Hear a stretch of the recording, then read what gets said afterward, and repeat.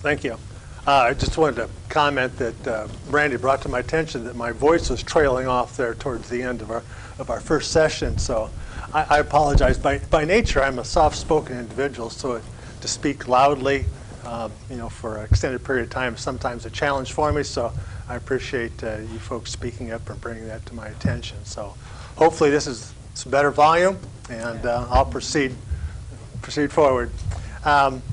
As I did with Peter when I wasn't sure of the percentage breakdowns of the student population at Barton, it follows a theme that I've always practiced, that if I'm not sure what's being asked, or I don't understand a concept or title or a reference, I will say, I don't understand. Can you clarify, or I'll get back to you, and I'll provide the information that best is helpful. So when I see forensic accounting, I go, what in the world is a forensic accounting? I don't know what forensic accounting is. So maybe if there's an alternative definition to forensic, to me, I interpret it as what business practices do you use into charting a future direction for the college. So if I take it within that context, I shared with you the business practices that were put in place early in my tenure at Barton Community College in terms of following an audit approach and how best to be accountable and measurable for the business practices in support of the institution, in terms of identifying dollars, establishing a budget, reporting the budget amounts, and seeking the input of the budget managers for their awareness and support. Is at Barton we do have a budget process that begins in November, December. We're identifying the future, next year's fiscal year budget. And with that, we relate it to the strategic plan. This is my 5th strategic planning cycle that I've been directly involved in supporting. And the new approach to this current plan, which is included in your portfolio, our strategic plan, is we're linking it very closely to financial resources. Is that you have a strategic plan, but it has to be supported by your financial resources. The financial resources support your strategic plan. So first of all, you need to have a strategic plan in place. So what is it you're going to ask your finances, your resources to support? And how is the business office going to support that financial plan? So our strategic plan is based on student services and learning first. Everything else of the college supports the strategic plan of the academic and the student services divisions. And so when we establish a fiscal year plan for the ensuing year, we look at the strategic plan and what's needed within the strategic planning approach for resources. And through the input, through the collaboration that occurs among the divisions responsible for the plan, that dictates what the financial resources will need to be considered, because ideally you can't support everything that you'd like to, so you have to prioritize and acknowledge what it is that's practical and feasible within the plan and the resources available. And so establishing the budget based on the plan. It's approved in July, August, and then you have monthly reports and details that share what are the dollars that are being expended, how much money you have available. And then, of course, we've always identified a contingency amount of dollars available. Contingencies are for those opportunities that you have that are unplanned, unscheduled, you aren't able to predict for that active fiscal year, that you can draw those dollars, those resources to support the unknown as well. So that's the process we follow in terms of supporting the budget with strategic planning. And it's constant, continual communication as to resources available and the metrics and the measurement of the plans and the achievement of the plans. So it goes hand in hand. That's something new. It's not that we've never acknowledged, not that I've never acknowledged that the financial resources be made available, but there's never been a close interlocking and a weaving of the two that are really needed for both to support one another. So it was kind of unknown how it would be received, how it would be supported among the employees of the college. They actually, it makes a great deal of sense, and it enhances the transparency in the communication. So, to me, working closely together, interrelated, supports other necessary features and factors within a community college. Did I speak loud enough? Yes. Okay. Yes, go ahead. Yes. I had one as well. Go ahead. Thank you. When you first started discussing the first years at Barton, you expressed that there were many problems, and you went to a third-party audit. Yes. What is a third-party audit? Well, this is my 29th year community college experience. My prior experiences were, faculty, department chair, vice president of student services, vice president of instruction and student services, campus president. So I had a very strong framework of management, administration, organization prior to coming to Barton. And I could sell and contrast what worked well, what didn't work well, these other environments, and what I was facing in this new environment. I could tell instinctively there are some things that weren't in place that should be in place. There are things that were going that were not going well. And so instead of me saying, this is not going well, you need to do this, well, you don't walk into a new environment and you start telling people that things aren't going well and this is how you need to do it. I brought in a third party, an authority, not myself, who came in and did an audit. And some things confirmed what I felt needed to be addressed, and matters that I was not considered or did not have the expertise that they identified what needed to be addressed or should be addressed. The audits were the springboard for restructuring, reformatting the operation, the service. That impacted financial aid, impacted business operations, and impacted the HR most notably, because we had audits, third-party audits, to review those. We had a very good financial aid services director, but there were so many alarms associated with the athletic scandal that I needed to have the financial audit or the financial aid audit to serve as affirmation that the financial aid office really was doing quite well. It was the other offices outside of financial aid that were messing things up, such as the athletic offices, the coaches, those darn coaches. I say that humorously, but I'm very respectful of the athletic programs. Can I ask another question? Really, Yes. a different question on the audits. Was it audits of the processes or the financial Processes. accounting? Processes. And accordance to regulations and federal mandates and regulations. Making sure that we were following the mandates, that our processes were actually following through and accounting for the regulations, and that we could say we were following them by a paper trail, by an actual action process. I had a question just to clarify those audits as well, Dr. Hammond. So were those audits required by the U.S. Department of Education because of financial aid issues? Were they part of a negotiated agreement with NJCAA? No, they were my idea. The NJCAA, well, the college misused financial aid funds, work-study funds. They doctored certification rosters to NJCAA. They plagiarized timesheets. They misused Booster Club dollars. So Booster Club dollars are not going through the college. They're going straight into coaches' hands and going to athletes. And so all this unraveled starting in 2003. In 2004-05, you Google, there's a Sports Illustrated story which tells everything bad about Barton Community College athletics. It sent the athletic director to prison for 6 months. A number of coaches lost their careers. Barton nearly lost, like I said, affiliation in JC. Nearly lost their accreditation. They were in trouble with the regents.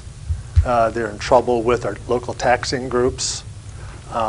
Enrollment was declining ferociously. Dollars weren't coming in. There was disrepair of buildings. There was no strategic planning in place. There was no decision-making process in place. And we actually had varying procedure manuals. We had different procedures for the same policy, or we had procedures that didn't have policies. So you can just well imagine it was an organizational nightmare and there was no direction. Audits came in and clarified direction. And I couldn't do everything, obviously, and not that I should or that I would, because it was a we thing, not a me thing. But of course, if things went sour, I'd be the first to fall down on the sword. So we made sure we had the necessary practices and process in place to get things going. And so we put together, through an audit, we put together an athletic compliance matrix. We identified all 56 violations, 56 violations. We identified who the responsible parties were, what the measurements were, and then we had dates of checking to make sure it was actually being done. So we had a group of individuals responsible overall, then we had subgroups responsible for the 56. I took that document and took it to a lawyer that was advising us, an athletic compliance lawyer, and a fellow community college president came in, and they verified that the matrix was in place and that we were actually doing it. Then I took that to the NJCAA Council of Officers, their compliance council, their operational council in Tucson. I presented to that group, and that allowed for all the athletic programs to be taken off probation, because all of them were on probation.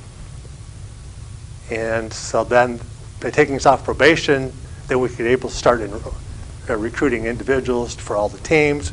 We brought the traditional campus back into place, and it was just part of one of several stages that had to be addressed to put us where we're at now. So that's how we use the audit. Thank you. Oh, I'm sorry. A forensic audit is an audit plus an investigation, and that is basically what you do. Thank you. Thank you. Yeah, that's what I want to clarify. Good. So that's generally done to provide the narrative for where you want to go, correct? Yes. Yeah, thank you.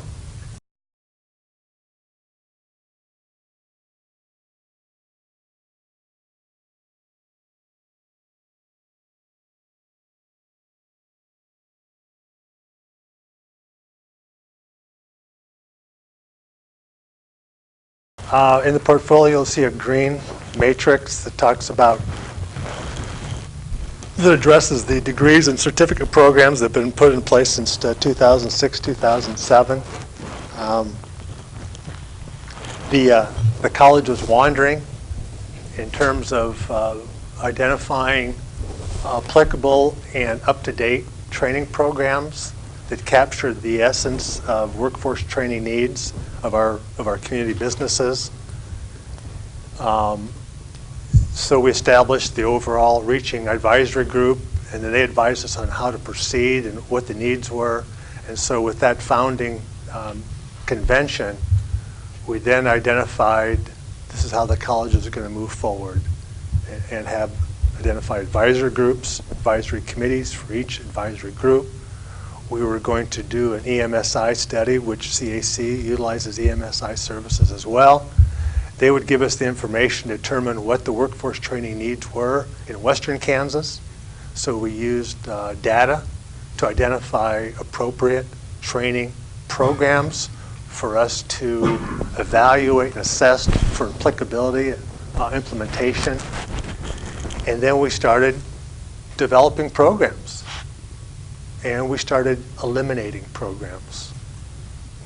We conducted program reviews as well, which told us, gave us an indication of programs that were suffering, and then identified, I don't know if you do program reviews at CAC, I couldn't tell whether you do program reviews. Program review not only takes enrollment, but they take a picture of the students that are in the program and the needs being addressed by the program, other than just the financial considerations, other than just the enrollment considerations. So a program can have viability and importance even though it's not attracting the number of students and even though it's not making money. Nursing is a good example of a program review. For nursing, will tell you that you're probably losing money and that you're not generating all the enrollment that you can and should be. Well, you can't generate the enrollment because the Nursing Accreditation Board firmly identifies your numbers of who you can serve, but it also tells you how many faculty you have to have in place. So it's a losing proposition right there. And you have to be able to generate the enrollment that you can't, so you're going to lose money on a nursing program. You're going to lose money. But the constituents are going to tell you, we've got to have nursing because you have an aging population and you have to be able to staff the hospitals and the doctor clinics. So there's a value there to that program other than just the metrics of enrollment and dollars coming in. It's a value that you can't measure, but you know it's there because people are telling you they need to have health care. You're going to lose money. Child care is another example. You have a child care facility, probably lose money on the child care facility. But the community is going to tell you, you got to have a child care facility because we're short child care. And you use the child care facility as child development training program for your academic learning program. So there's another need for your learning program that isn't accounted for by the revenue and the enrollment because there's other values to it. But the program review will bring those types of situations to light.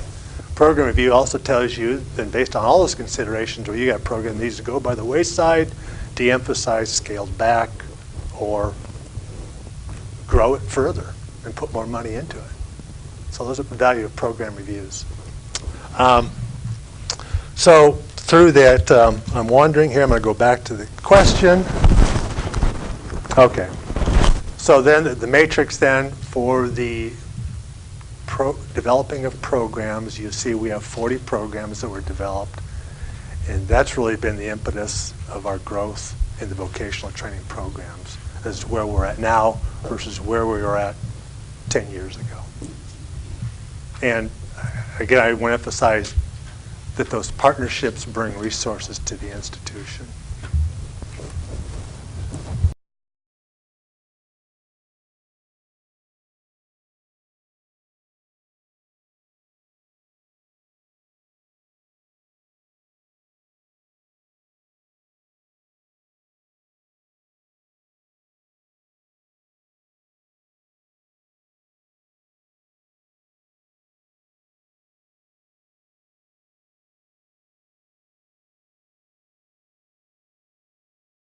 But in terms of reassessing efforts,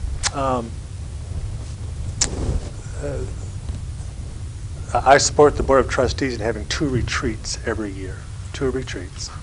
So our last retreat was in March.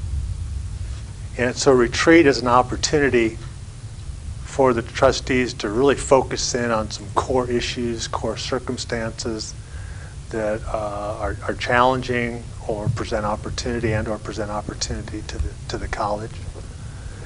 And so each March, a retreat is dedicated to our services and operations supporting the military operations, populations. So at this particular meeting, we're talking about accountability, trustee accountability. What's the level of accountability of the trustees? And the question is, should there be more information from the trustees that show the constituents that they're being accountable to the taxpayers and to the public? And how can the website be utilized as that vehicle for expanded, enhanced accountability?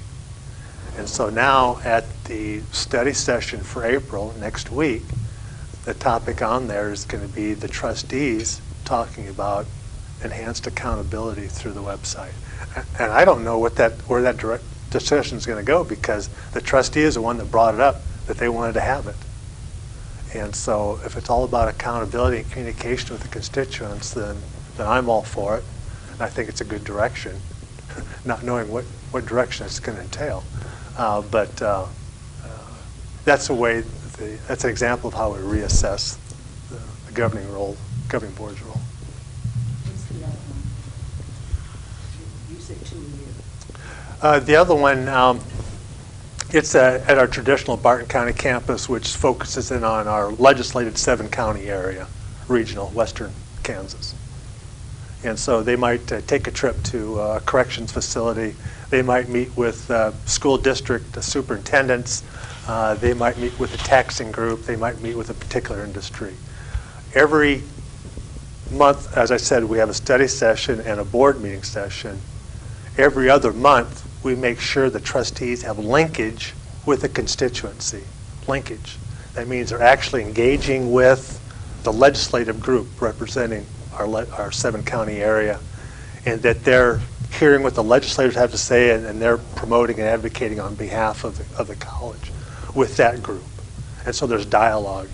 We have the corrections wardens will come in to a study session topic, and they'll talk about the role that the college is having at their particulars, and then what else more the college can do or what the college is doing.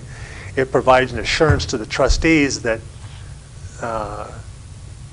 that it reinforces what I'm telling them, and it makes sure that I'm being honest.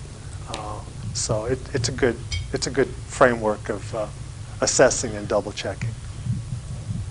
And they've never once found me to be out of line with my reporting or my comments. Yeah, I have a follow-up. Have you ever done benchmarking? Well, It's just, really just, I just want to make sure that that's consistent with. Strategic plan. Okay. what's your definition of benchmarking? Comparing yourself and your metrics to another job training college. Oh, yes. Yes. Most recent example is that Barton Community College, interestingly enough, did not have a policy on faculty loads in terms of minimum and maximum faculty loads. And in light of our accreditation preparation, we're on the career accreditation, the pathway accreditation model. We moved from AQUIP to pathway. And our Kansas Board of Regents expectations, as well as HLC, we felt it was necessary, and Department of Education requirements, we felt it was necessary and long overdue that we need to have a policy in place for faculty load. Well, we benchmarked. We went out and surveyed what the other community colleges were doing in terms of load. We identified model policies also that were available. And now we've shared the need with the faculty and the faculty council, and now we're asking the faculty council to please advise on what they think would be an appropriate policy for load. And then we're following through in that manner. Yeah, it's interesting. I was surprised when that came to my attention that we did not have that. It's long overdue, so that's how we're addressing that.